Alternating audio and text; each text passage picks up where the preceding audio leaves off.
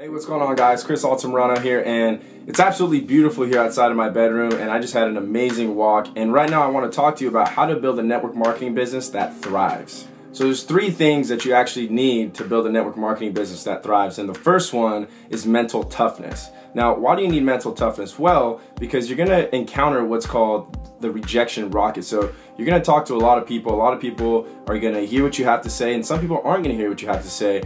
But regardless, you're gonna get rejected, right? Not everybody that you think is gonna join your business will, right? I've heard a saying, and it goes that the people that you think will join you won't, and the people that you don't think will join you are actually the ones that will. So don't be afraid to talk to everyone, right? I mean, one of my business partners, he actually has this rule where anybody within a 5-foot radius of him, he's gonna talk to them, not necessarily about the business, but he's gonna make a connection with that person because, hey, you just never know. So you gotta have that mental toughness and understand that you are gonna get rejected, but it's not about how many times you get rejected, it's about how many times you get up from that rejection and keep going forward. The next one is self-development, right? When you can master yourself, you can master anything. Right now I'm reading the book called The Monk Who Sold His Ferrari, and it's pretty cool because he talks a lot about life mastery and how if you can master your own time, then you can master your own life, right? Because all of our lives, they're made up of very, very small decisions. So what you do right now is going to translate into the results that you have tomorrow. So it's all about doing the little things very, very well on a consistent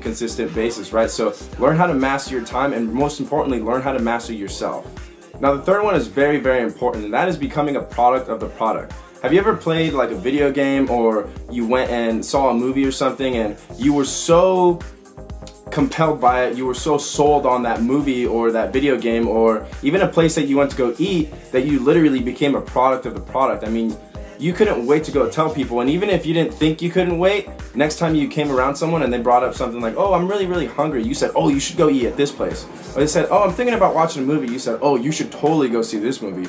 And the reason being is because you were 100% sold on that product, right? Be it the food, the service, or the entertainment. You were 100% sold on it, so it was very easy for you to sell it, aka share it. So if you're not 100% sold on whatever product or service that you're promoting in whatever company you're in, you need to find a new company, or you need to get really, really passionate about that product. Because if you're not, it's going to transcend or it's going to translate through your message. And people have a really, really easy BS meter nowadays. So they're going to be able to tell if you're being transparent or not. So be sure you're 100% sold on the product, and by that I mean you use it every single day, you feel the value, you feel the benefits, and you ultimately know that it's the right thing for you, and that you feel like it's a disservice if you don't share it with everybody. Now, I got another tip for you, and this one right here is a mistake I kind of see a lot of people making, and that's that most people go out and they brand their company. Right now, here's why that's cool and here's why it's bad. It's good because you obviously are sharing that you're passionate about the product, right? You believe in it, you're a product of the product.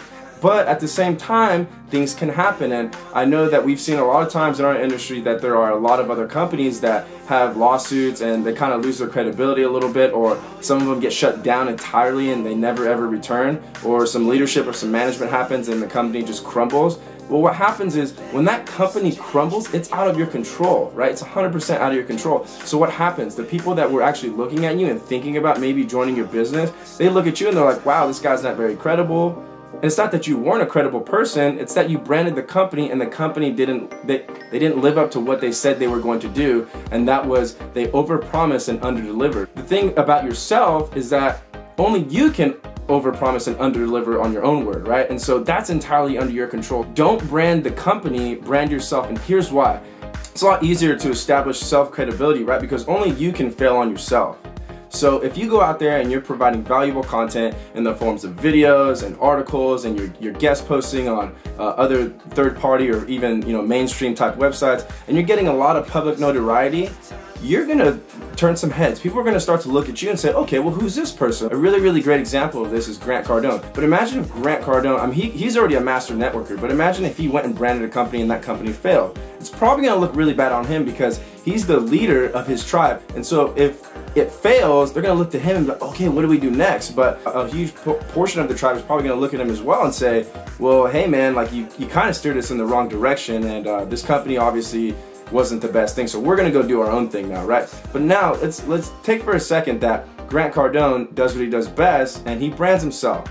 Well, if if a company fails and he branded himself, then he can easily talk to his tribe, right, via everybody that follows him on Facebook, whether he built an email subscriber list, he has a bunch of people that follow him on Snapchat, whatever it is, and he can say, hey, listen guys, this wasn't working out and that's totally cool, blah, blah, blah, blah, but now we're gonna go do this other thing, right? And I have, you know, nothing but confidence that this is actually going to work out, that this is going to be a really, really great new adventure for us, right? So that's the thing, is you want to brand yourself because only you can fail on yourself. So it's really entirely up to you. So the thing is you got to build tribes, and this is the last thing I'll get into, is build a tribe. It's better to not brand a company, to brand yourself and to build a tribe. And by build a tribe, I mean something like you create some type of video series or some type of audio podcast series.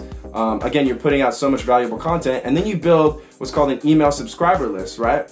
In this way, you're able to keep in constant contact with your tribe, right? It doesn't mean that all these people are in your business. All it means is that you have a tribe of people who know, like, and trust you. And when these people know, like, and trust you, they're going to be more attentive and more receptive to whatever message it is that you're putting out there. You're providing super valuable content, and you're really helping these people get from point A, from where they're at, to point B, to where they want to be. They're going to be like, okay, we like this guy. You're going to be able to create this constant contact with them that's going to build a relationship, and that's what this business is all about. It's about building relationships. And so I would highly recommend, and I believe that this is the best way to build a network marketing business that thrives. Don't promote companies, promote yourself, build the brand of yourself, and then provide massive, massive value to your audience. And when you do that, people are naturally gonna, you know, do the law of attraction thing, and they're gonna attract to you like magnets, because there's this big shining light, and they're just gonna wanna go to you because you've helped them so much. And when people see that you help them, they're gonna wanna stick with you because they know that you got their back. So that's how I would build a network marketing business that thrives. How would you?